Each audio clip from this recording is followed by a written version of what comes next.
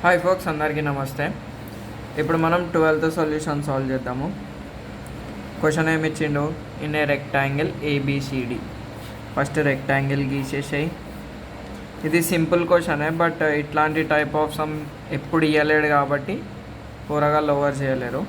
AB value వచ్చేసి 2x - y, BC value వచ్చేసి 15, CD value వచ్చేసి 2, డిఏ వాల్యూ వచ్చేసి x + 3y. ఇంత ఇచ్చింది కదా. తర్వాత మనం ఏం రాయాలంటే వి నో దట్. ఇక్కడ మనకి ఏమి ఇచ్చిండు? రెక్టాంగిల్ అని ఇచ్చింది కదా. మనకేం తెలుసు అంటే in rectangle opposite sides are equal.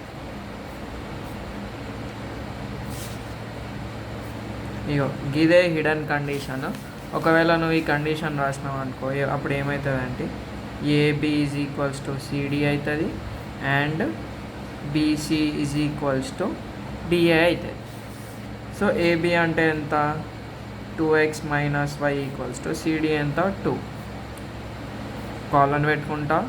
BC ఎంత? 15, that is = x + 3y or x + 3y = 50. ఇది మనం చూసుకుంటే ఏంది? పేర్ ఆఫ్ లీనియర్ ఈక్వేషన్స్ కదా. సో నేను దీన్ని 1 అనుకుంటా, దీన్ని 2 అనుకోను. 15 - 3y, దీన్ని 2 అనుకుంటా.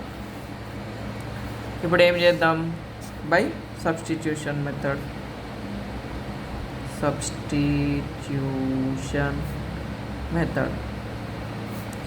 సబ్స్టిట్యూట్ 2 in 1 అంతే.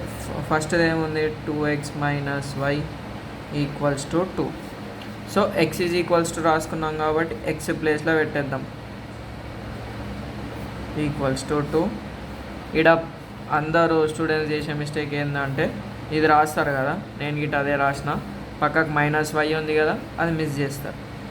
సో నేను అది కావాలనే మిస్ చేసిన, -y రాయాలి. సరేనా?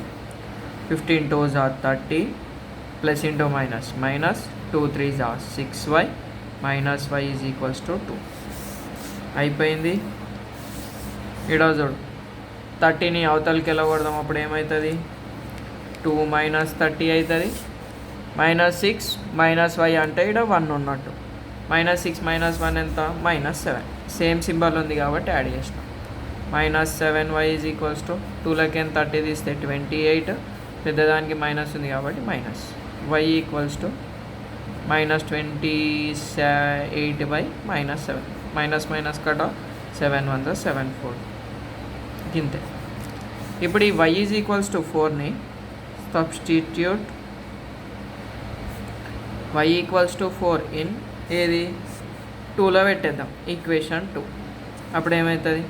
x = 15 - 3y, x = 15 - 3 × 4, x = 15 - 3 4 ఎంత?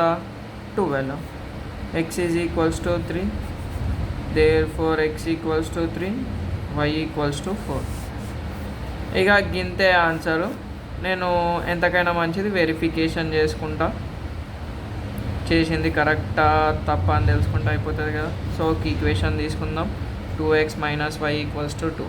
అంటే ఇందులో ఇవి x value y value substitute చేస్తే RHS వస్తుందా రాదా చూద్దాం. 2 × 3, 2x ఉంది కదా, అందుకు 2 × 3 - 4 = 2. 2 × 3 = 6, -4 = 2. 6 - 4 2 = 2. అంటే మనకి వచ్చింది కరెక్టే. ఇగో ఇట్లనే ఇస్తాడు మన తెలంగాణ వాళ్ళకి. సో మీరు ఆచితూచి ఉండాలి, కాన్సెప్ట్ బేస్డ్ చేసుకోవాలి. అంతే. Thanks for watching.